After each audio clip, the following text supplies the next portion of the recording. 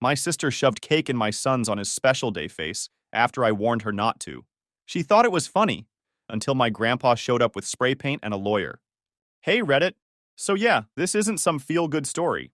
This is about how my 11-year-old son got humiliated in front of his friends by someone in my own damn family, and how my dad, his grandpa, stepped in and taught everyone a lesson they're never gonna forget. The messed up part? This whole thing started because we tried to celebrate something good. Like actually good. My son worked his butt off and earned something, and we just wanted to recognize that.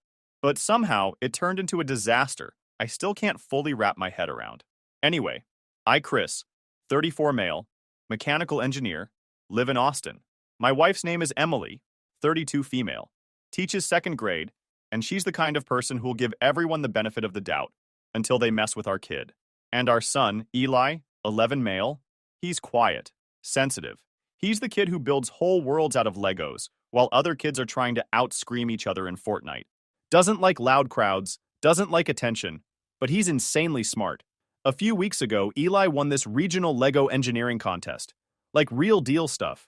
He beat out kids from middle schools all across the area. The theme was medieval machines. And this kid built a working trebuchet with adjustable tension and moving counterweights. I'm not kidding. It could launch marshmallows across our backyard. When they called his name at the competition and gave him that little trophy, I saw something rare. He actually smiled big. You know, one of those proud, teeth-out smiles that makes you want to protect that moment forever. So, naturally, Emily and I decided to throw a small celebration.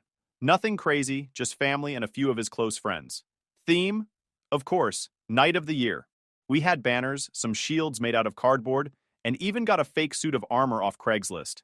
The backyard looked like it came out of one of Eli's Lego manuals. Emily went all out, decorating everything with silver and blue, and I swear she practiced folding those little napkin scrolls for like 2 hours. Now here's where things go downhill. My sister Anna, 25 female, works in marketing for some fitness app startup. She's loud, not just in volume, but in energy. Always needs to be the center of the room. Doesn't matter what the occasion is, she'll find a way to make it about herself. Growing up, she got away with everything. When she screamed at teachers, it was she's just passionate. When she broke stuff, it was she's creative. When she skipped school, she's finding herself. Meanwhile, I couldn't even breathe too hard without getting a full lecture from Dad about being responsible. And speaking of my dad, Frank, 55 male, he's retired now, but used to work in insurance. Very old school. Super traditional, but with blinders on when it comes to Anna. She was born a month premature, and I swear, from the second she came out crying, he decided she was never allowed to be wrong again. He still makes excuses for her every time she screws up. And my mom, Diane, 52 female, she's sweet, but she avoids conflict like it's on fire. Her go-to phrase is, let's just move on, even when moving on means letting Anna act like a tornado in everyone's life. Then there's my grandpa, George, 72 male, built like a retired lumberjack, and still does carpentry out of his garage for fun. Dude taught me how to use a power drill before I learned how to tie a tie. He doesn't say much, but when he does, people shut up and listen. He's never raised his voice in my life, but I've seen him walk into a room and make grown men stop mid-sentence just with a look. All right, so rewind about 6 months. For my own birthday, we had a little BBQ at my parents' place. I was blowing out candles on a basic chocolate cake when Anna ran up behind me and shoved my face into it. Classic dumb party prank, right? Except I hate it. Always have. And Anna knew that. I told her before the party not to pull anything like that. She did it anyway. Everyone laughed. Eli didn't. He stood there looking like he'd seen someone get hit by a truck. That night, he told Emily, I don't want Aunt Anna to do that to me. Broke my heart.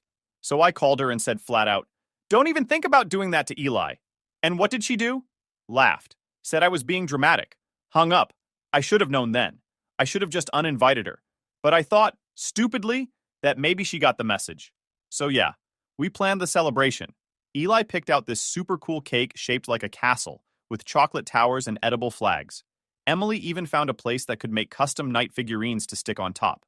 The kid was counting down the days. His friends, Liam, Zoe, and Owen, were all hyped too. It was gonna be something just for him, you know? Just this once. I remember the morning of the party, Eli walked into the garage while I was setting up the foldable tables. He just stood there, clutching his little night shield, and said, Dad, Aunt Anna won't do anything to mess this up, right? I crouched down, looked him right in the eyes, and said, She won't. I already told her. He nodded, but I could tell he wasn't totally convinced. Neither was I. I told myself she'd behave. Told myself maybe this once, Anna would read the room, act like a normal, proper human being, and let someone else have the spotlight. But deep down, yeah, I knew better. She's never been able to sit through an event that wasn't about her, without pulling something. Anyway, the day started great. Eli was bouncing around the house with that nervous excitement kind of energy. Emily had been up since 6 a.m., laying out all the silver and blue decorations. The cake was delivered around noon, and it was perfect. A full-on chocolate castle, 3 tiers, with icing bricks, sugar towers, and these little edible flags sticking out from each corner. It looked almost too good to cut. Eli walked out in his night costume. Helmet, cape, plastic breastplate, the whole thing. His smile lit up his whole face when he saw the cake. He didn't even say anything, just looked at it like it was the most amazing thing he'd ever seen. And honestly, it probably was. Kids got simple tastes. His friends started showing up around 1:30. Within half an hour, the backyard was full of happy yelling, running feet, and foam swords getting smacked into cardboard shields. No one got hurt, no drama, just kids being kids. Emily and I took turns manning the snack table and supervising. But honestly, it ran itself. Eli looked so genuinely happy, like every little detail had landed exactly how he imagined it. He was laughing, leading his friends in this made-up night oath ceremony, and even showed them his trebuchet model from the Lego competition. That's the kind of stuff that sticks, you know? Not the sugar high, the pride. Then, Iki Kirk Besh hit. I should have known from the moment I heard her car. Anna drives this red convertible she can't really afford. It's loud. Peeling paint. Custom license plate that says V1BES. I heard it pull up and just stood there, feeling my stomach twist a little. Not panic exactly, just that, oh crap, here we go feeling. She walked in like she was late to her own concert. Neon green crop top, cut-off jean shorts, tall tan boots that definitely weren't made for backyards. Sunglasses on even though it was cloudy. I caught Emily looking at me from across the yard, one of those don't let her ruin this glances. I walked over to meet Anna before she could make it 2 steps into the party. I kept my voice low. Hey, remember what we talked about? She just smiled and waved me off. Chill, Chris. I'm just here to celebrate the little night. You seriously overthink everything. She gave me this fake laugh and brushed past. That should have been my second red flag. The first was letting her come. To her credit, she didn't make a scene right away. She brought some gift bag that looked like she'd grabbed it from a gas station. Tissue paper already torn. Some kind of Bluetooth speaker inside. Eli said thanks, polite as ever, and Anna spent the next 15 minutes talking louder than all the kids combined. She told Owen his foam sword needed flavor, whatever that means, and took selfies next to the cake like it was hers. But I kept an eye on her. Every time she got near Eli, I moved closer. I wasn't taking any chances. By 3:30, it was time for the big moment, Eli's cake ceremony. All the kids gathered around the long table, eyes on the castle cake like it was sacred. Emily handed out little plastic crowns, and his friend Liam even led them in a chant. Long live Sir Eli! I lit the candles, and the kids all clapped like it was Broadway. Eli stood in front of the cake, his smile calm but full. He closed his eyes, ready to make his wish. It was quiet, not a sound from anyone. Then Anna said, Wait, before we sing, I've got something really special. And my heart dropped. Before I could step in, she pulled her phone out, tapped something, and the Bluetooth speaker lit up, the one from the gift bag. I hadn't even realized she'd plugged it in. Suddenly, a video started playing. It was Eli, in his room, dressed in his night costume, talking to himself, practicing some little speech in front of his mirror, saying stuff like, You have been chosen for the Royal Guild, in this serious tone. His voice cracked halfway through. He had no idea he was being filmed. Everyone was silent. Then a few kids giggled, even one of the parents. Eli opened his eyes and just froze. His cheeks went red. His lips parted like he was trying to figure out if he was dreaming. I snapped, Anna, turn that off. But she was already walking up behind him, grinning like she just delivered the punchline of the year. A real night can take a little teasing, right? Before I could get to her, she grabbed his shoulders and shoved his face straight into the cake, hard. There was this awful moment of silence. Then Eli let out this sharp yelp, loud and panicked. One of those little edible flags must have poked his eye, 'cause he jerked back and grabbed his face immediately. The cake was wrecked. Chocolate everywhere. Kids just stared, like their brains hadn't caught up to what they'd seen. Emily sprinted over and pulled Eli away. He was crying, covering his face with both hands. His costume was ruined, frosting in his hair, his eye red and watery. I stood frozen for a second, then looked straight at Anna. What the hell is wrong with you? She blinked like she didn't get it. Relax, it's just a joke. He's fine. That's when Liam, one of Eli's best friends, walked up and said loud enough for everyone to hear. That wasn't funny. You're mean. Eli was still holding his eye, breathing fast. Emily crouched next to him, whispering something while checking his face. Her hand had frosting on it from wiping him down, but she didn't care. Anna looked around like she expected someone to laugh. No one did. The other kids stood frozen. Zoe took a step back. Owen moved behind one of the chairs. Even the parents who had stayed quiet started shifting uncomfortably. Anna blinked. Okay, you guys are acting like he got stabbed. It was just cake. And that video? He sent it to me last month. So technically he gave me permission. That was a lie. Eli doesn't send videos to anyone, especially not ones where he's practicing speeches to himself. We found out later she'd airdropped it to herself the last time she visited, when Eli left his iPad on the couch to go grab a snack. She waited till no one was looking. He's hurt, she said. It's not bleeding, but he can't open his eye all the way. I nodded, pulled out my phone. I wasn't calling an ambulance, but I was ready to call his doctor. Meanwhile, Anna stood with her arms folded, like she was the one being attacked. You all seriously need to relax, she said louder. He'll be fine. He's not made of glass. I turned. I told you not to pull this crap. You knew how important this was to him. Her face twisted like I was the problem now. Wow, Chris. It's a party. I was trying to lighten the mood. You're always so uptight. At this point, my mom, Diane, finally walked over, kneeling beside Eli. Sweetheart, can you see me okay? She asked gently. Eli didn't answer. He just looked down and sniffled, cake and tears all over his shirt. My dad, Frank, finally stood up from the patio chair. Not to help, not to check on Eli, but to bark at me. Don't raise your voice at your sister in front of guests. That's not how we handle things.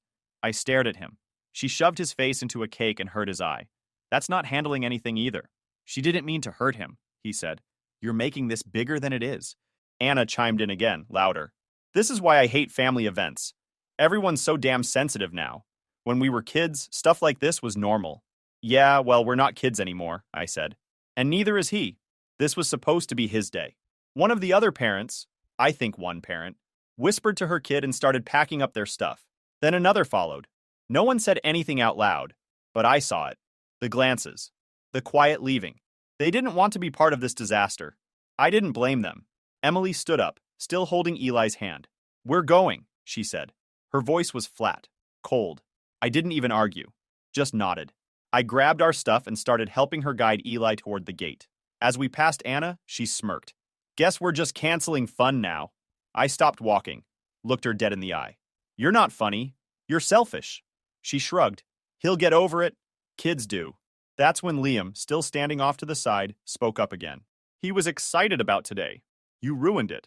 Anna rolled her eyes. Oh my God. Are we seriously giving a kid that much power now? No one answered. That silence?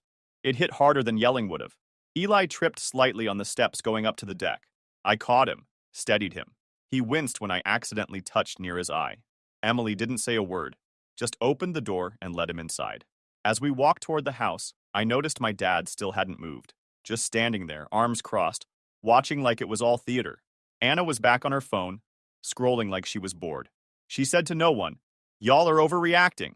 On God, y'all lame as hell. That was when George, my grandpa, stood up, quietly, no big gestures. He set down his coffee cup, wiped his hands on a rag, and stepped forward. He didn't yell, didn't lecture. He just looked around the yard, eyes going from Frank to Diane to Anna. Then he said, Everyone, shut up and listen. And they did. Even the kids stopped fidgeting. George didn't raise his voice. He didn't have to. He stepped forward, slow and deliberate, arms behind his back like he was taking in a job site. Everyone could feel it. He said, You were warned. You didn't listen. Now the boy's hurt, and nobody's laughing. The yard went still. Chairs creaked. A light breeze moved the banner across the fence, but no one looked at it. Anna shifted her weight, crossed her arms, then gave this half-laugh like she was the only sane person there. Oh, great! Now even Grandpa's mad. What's next? The dog gonna scold me? It's just cake, old man. How many times should I say that? George's head tilted slightly. Not like he was surprised, but like he expected that answer. It's not cake when you poke a kid in the eye with it. It's not funny when a child gets up in the morning excited to be celebrated and ends the day in pain. Frank stood up, brushing crumbs from his jeans like that was somehow more important. Let's not blow this out of proportion. It was a joke. George's eyes landed on him. This is what happens when you defend garbage for 25 years and call it parenting. Frank's jaw clenched, but he didn't speak. He stepped back like he didn't want to be part of this anymore, but also didn't want to look like he was walking away. George looked around. Every single person in this yard saw what happened. She embarrassed that boy, then hurt him. And the only people saying anything are the kids. He turned to the crowd. You should all be ashamed. Then he stepped back, set his coffee cup down on the patio table, and walked away like he was done wasting breath. No dramatic exit, just clean and final. Anna rolled her eyes, loud and slow like a teenager who got grounded for breathing. She leaned on the dessert table and picked at the edge of a cupcake. She didn't say sorry, didn't ask how Eli was. She just stared at her phone like she was bored of everyone's silence. Emily was still inside with Eli. She was crouched next to him at the kitchen table, gently wiping frosting off his hair, careful near his eye. He'd stopped crying, but he wouldn't look up. I stood nearby, watching. The scratch was red, just under his eyebrow. It didn't look deep, but it was irritated and swelling fast. Emily didn't say anything. She didn't have to. I grabbed a cold pack and handed it over. Eli took it without a word. Outside, I could hear guests leaving one by one. No goodbyes, just footsteps, car doors, and the kind of tension you don't forget. Anna was still standing near the cake, scrolling, probably looking for validation online since she wasn't getting it in person. Her expression never changed. No shame, no confusion. Just annoyed she wasn't being praised. Frank lingered by the steps, not helping, not saying anything, just standing with his arms folded like he was doing the yard a favor by being present. Diane came over, holding a Tupperware container. Leftovers, she said quietly. I looked at it, then at her. We're good. She didn't argue, just stepped back, lips pressed thin. She stood behind Frank after that, arms crossed, eyes on the ground.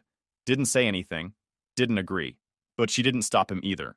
Liam's mom walked past with her kid, gave me a short nod. Hope he's okay. I nodded once.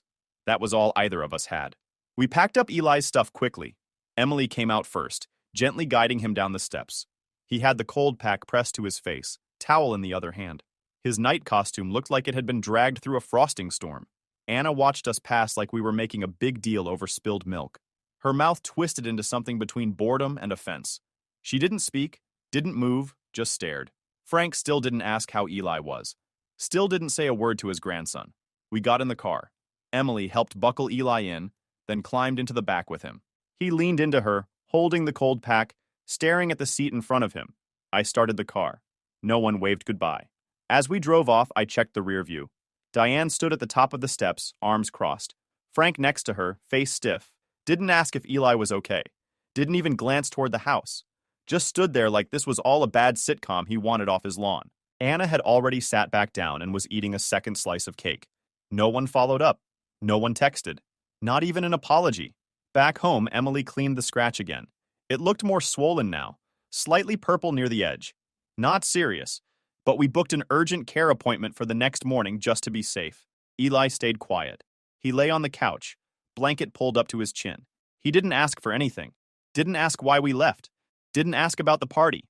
Then he whispered, "Why does Aunt Anna hate me?" Emily paused. "She doesn't know how to treat people." He didn't say anything else. Later that night, I sat alone in the kitchen.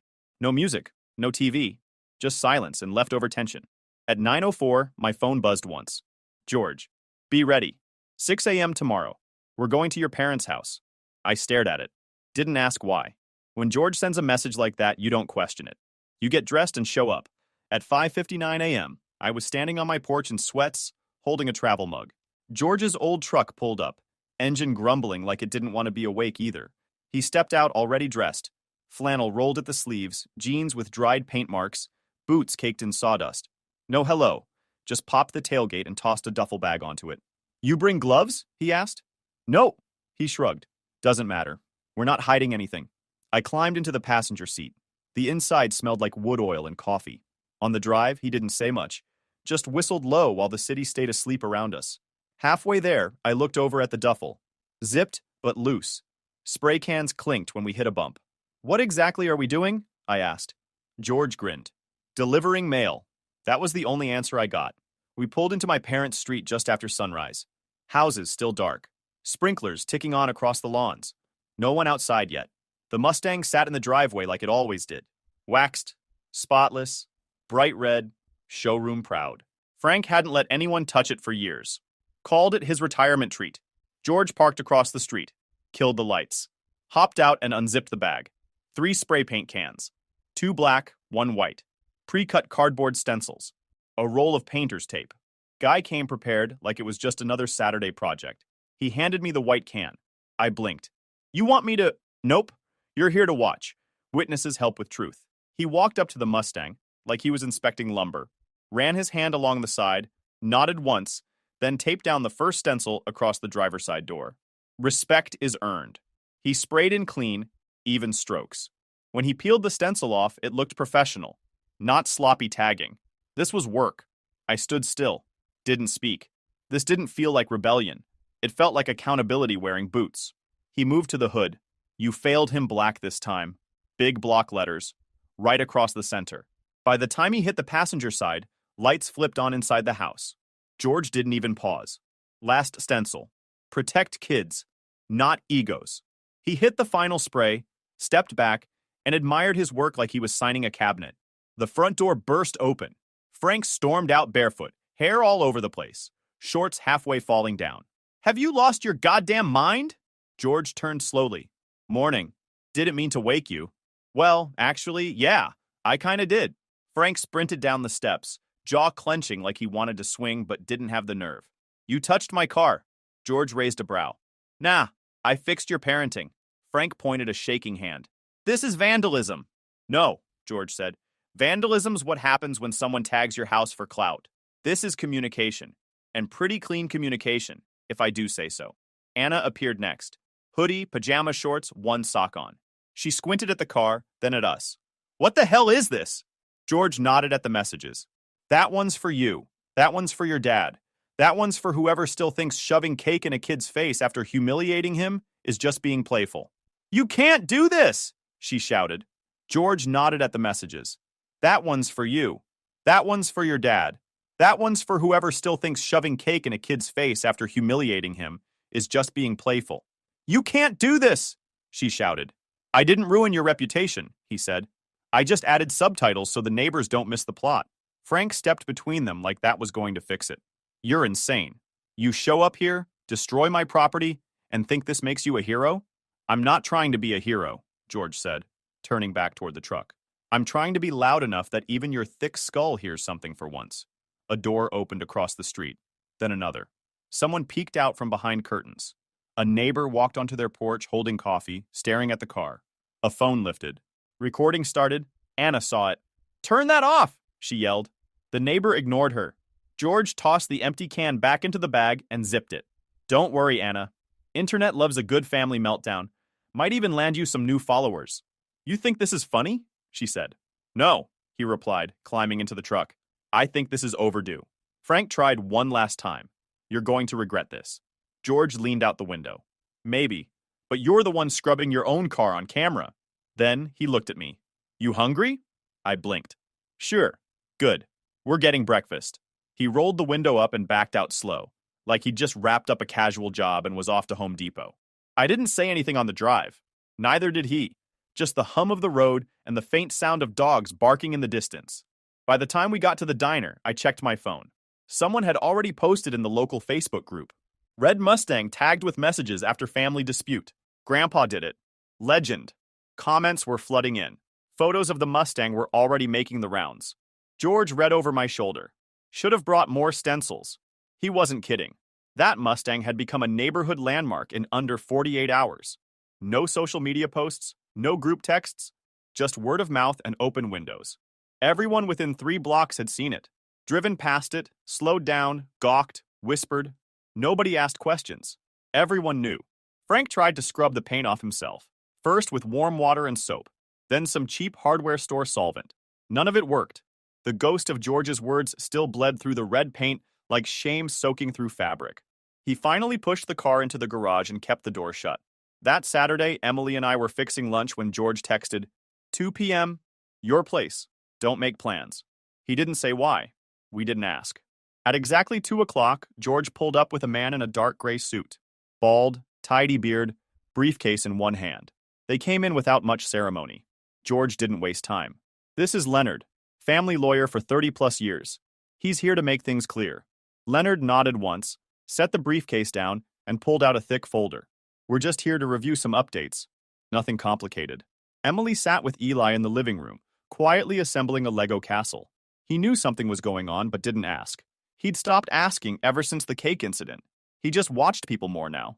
George looked at me. You mind calling your parents? I want this heard face to face. I didn't really want to, but I did. Frank picked up. His voice was dull, worn out. Yeah? George says to come over. Now. Silence. Then, why? Legal matter. Bring Anna. Is this about the car? Bring Anna. He didn't say goodbye, just hung up. 25 minutes later, Frank and Anna arrived. Frank had on jeans and a tucked-in polo, like he thought dressing civilized would save face. Anna came in behind him, sunglasses still on indoors, like that was a defense mechanism. She didn't greet anyone. Leonard stood up. Thanks for coming. Let's begin. He opened the folder and pulled out a small stack of papers. This is a revised version of George's estate plan. He requested a few changes after last weekend's events. Anna slouched onto the armrest of a chair. Are we seriously doing this over cake? Leonard didn't even blink. We're doing this over values. Frank crossed his arms. He's just trying to shame us. George finally sat forward. I'm making it official. Leonard continued. George has reallocated the following. Anna will no longer receive the vehicle, property shares, or safety deposit contents previously designated to her. Instead, those are now willed to Christopher and placed in a long-term trust for Elijah. Anna sat up straighter. What? Leonard didn't pause.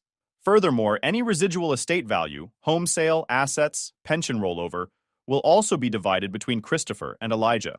Frank finally spoke. You're cutting your granddaughter out of your will? Over a joke? George looked straight at him. It wasn't a joke.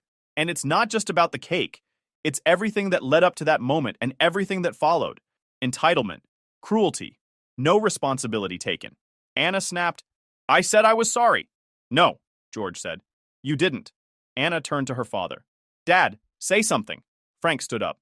This is extreme, George. You're punishing your family over a kid's birthday party. George smiled, but it was the cold kind. That wasn't a birthday party. That was a celebration of a child's achievement. And instead of supporting him, you both turned it into a spectacle and treated the aftermath like a PR problem. Not once did either of you show an ounce of remorse. You even tried to gaslight a kid. That's not parenting. That's cowardice. Frank's nostrils flared. We didn't... George cut him off. You didn't show up for him. Again. Just like you didn't show up for Chris when he was younger. I used to excuse it. I'm done doing that. Anna stood, almost tripping over the ottoman. This is abuse. You're emotionally manipulating everyone, and now you're throwing money around like it's a weapon. Leonard calmly tapped the document. This is all legal, reviewed, and signed. Unless you plan to contest, which is your right, this is the standing will. Anna looked like she wanted to scream. She didn't. She just stormed out, muttering under her breath. The screen door clattered behind her. Frank stayed, jaw clenched. Then, without another word, he followed her. George waited until their car pulled away. Then he looked at Leonard. Thanks, Lenny. No problem. Should I leave a copy? Yeah. Leave it with Chris. Leonard packed up and left. No dramatics, no handshakes. George stayed behind and walked into the kitchen, picked up one of Eli's Lego pieces from the table, held it up. You know why I did that? Because you're mad?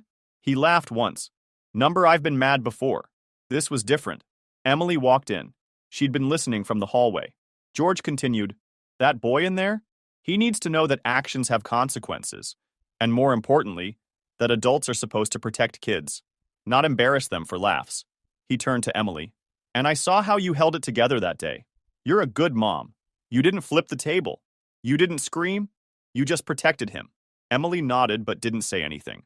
He set the Lego down and left the kitchen. That night, we found Eli in bed, fully under the blanket, face barely peeking out. You okay? I asked. He nodded. Did Aunt Anna get in trouble? A little, I said. Is Grandpa mad? No, I said. He's just making sure people understand right and wrong. Eli pulled the blanket tighter. Good. Then he rolled over and went to sleep. Emily and I stepped out of his room, both silent for a bit. It had been a long week of fallout. Eli didn't ask much about what happened after that lawyer visit, But I knew he understood more than he let on. Kids aren't dumb. They know when adults are acting shady. By Wednesday, the dust had settled. Mostly until Thursday. That's when the invitation arrived. An actual glossy card dropped in our mailbox.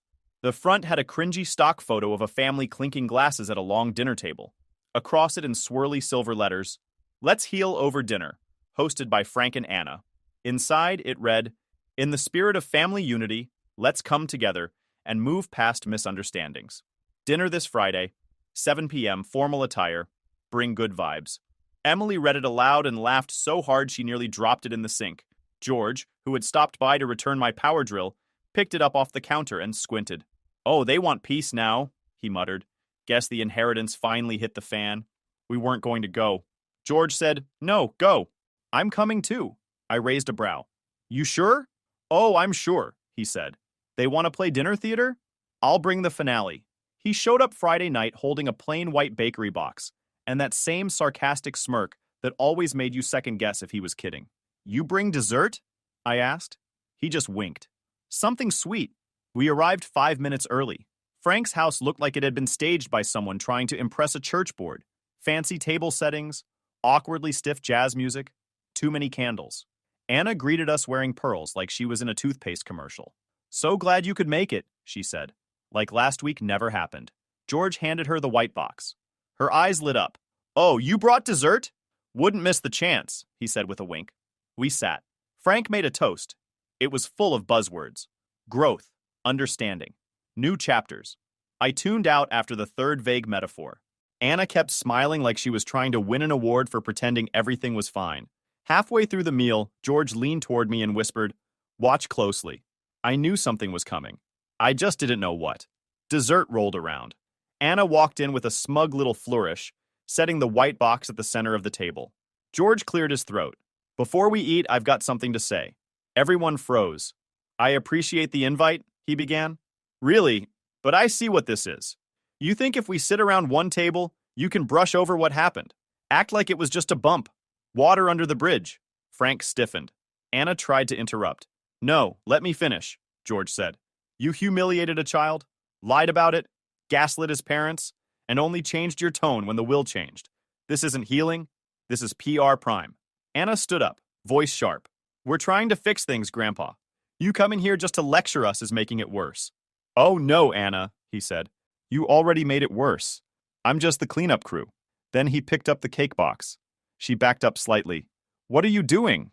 George popped the lid, reached in, and without warning, smashed the whole cake, frosting, layers, toppers, right into Anna's face. Gasps. Anna shrieked, stumbling back, knocking over a chair. George wiped his hands on a napkin. "That's for Eli. And every time you said it was just a joke. Still funny?" Frank stood up, red-faced. "What the hell is wrong with you?" George looked dead at him. "What's wrong with me? I showed up. I owned it. I protected family. Can't say the same for you." Anna ran out of the room, cake dripping down her neck. George pushed his chair in. "Next time, skip dessert. Leaves a bad taste." We followed him out without another word. Frank didn't chase us. Outside, George laughed to himself. "I always wanted to do that." Emily looked stunned. "Was that really necessary?" He shrugged. "They brought cake into this." I just returned the favor. That was the last time we heard from Anna. As for Frank, he called me a week later to talk things through. I let it go to voicemail. The message was 5 minutes of circular nonsense about legacy, misunderstanding, and how families go through phases. I didn't call back. Some bridges don't need mending. Some bridges need fire.